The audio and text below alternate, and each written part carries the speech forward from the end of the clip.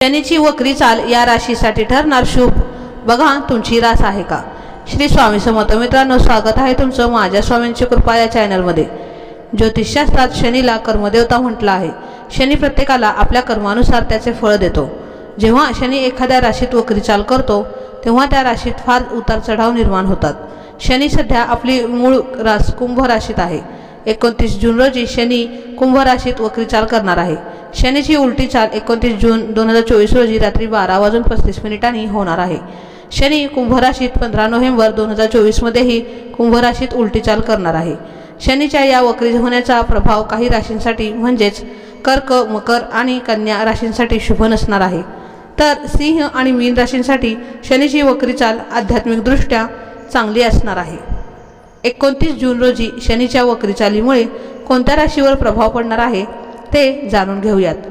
मेष राशीच्या लोकांना करावे लागतील अपार कष्ट. मेष राशीच्या लोकांना या काळात आपल्या करिअर आणि महत्त्वाकांक्षेचे पूर्ण मूल्यांकन करावे लागेल.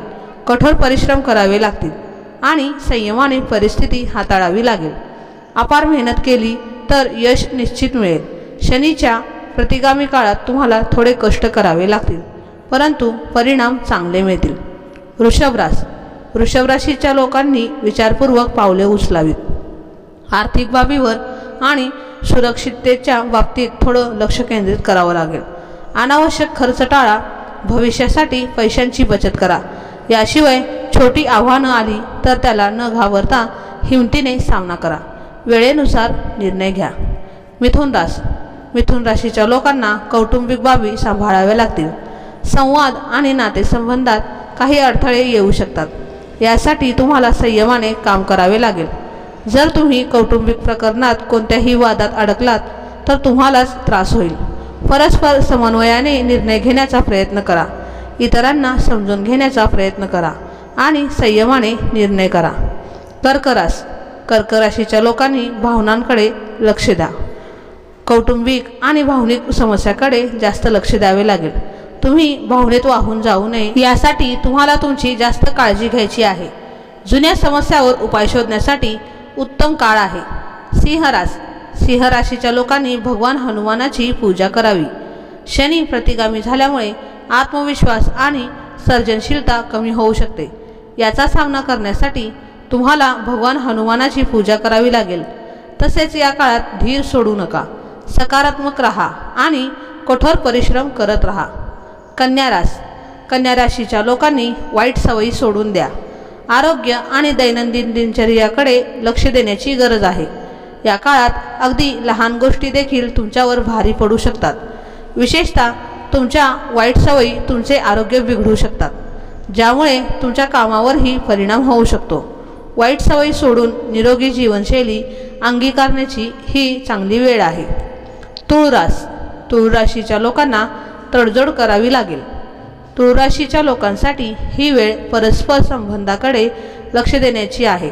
तुमच्या नात्यात दुरावा निर्माण करणारा कोणताही निर्णय घाई गडबडीत घेऊ नका. यावेळी नातेसंबंधामध्ये काही तणाव किंवा असंतुलन असू शकते, म्हणून संयम ठेवा. वृश्चिक राशीच्या लोकांना भूतकाळाचा सामना करावा लागेल. भूतकाळातील समस्या सोडवण्यासाठी हा काळ चांगला आहे. भीती सोडून द्या आणि सकारात्मक बदलासाठी तयार राहा. भूतकाळात जास्त राहू नका, त्याचा तुम्हालाच त्रास होईल. धनुराशीच्या लोकांनी आशा सोडू नये. या दरम्यान प्रवास करताना सावधानता बाळगा, कारण अनेक अडथळे येऊ शकतात.